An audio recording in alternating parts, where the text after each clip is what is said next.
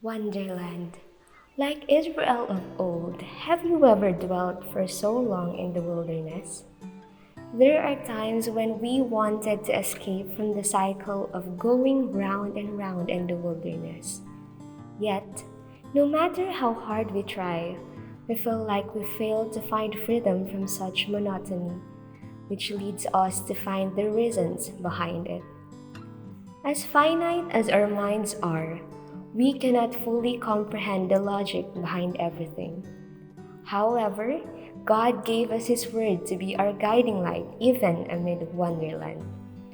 Deuteronomy 8:2 writes, "And you shall remember all the way which the Lord your God led you these 40 years in the wilderness, to humble you and to prove you, to know what was in your heart, whether you would keep His commandments or no." According to scholars, the Hebrew word used for wilderness is midbar, which has the same root as the word dabar or davar, meaning word or thing. It has the same letters as medaber, meaning speaking. Also, in scriptural narratives, most of the encounters of God with men where they heard Him speaking and showing revelations took place in the wilderness.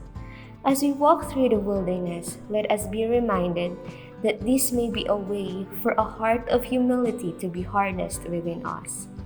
It may be true in the past that there were times when we were pampered with victories through God's grace, but if we were not careful, these victories could have built pride within us.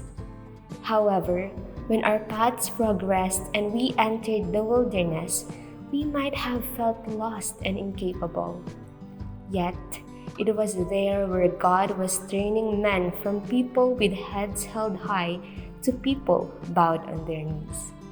You see, our journey in such a soon-to-be lifeless place is God's tool to prove to us who He is, that He alone is almighty, that He alone provides, that He alone is our shield, that He alone saves and delivers.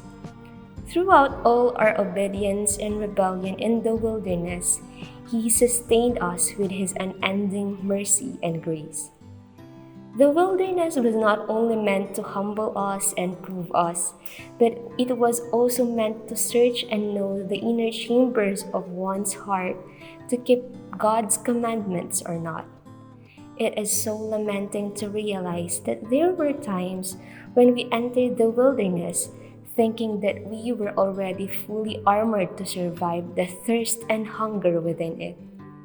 However, as evil and vulnerable as our hearts are, we failed, we faltered, realizing the truth behind 1 Corinthians 10:12, that we should take heed when we think that we can stand, lest we fall. It took the Israelites 40 years of journey in the wilderness. It took Jesus 40 days of fasting in the wilderness. For us, the length of our journey might be uncertain, but one thing is sure: God is always with us and His word abides forever. This is Karen De La Cruz for the Fellowship League.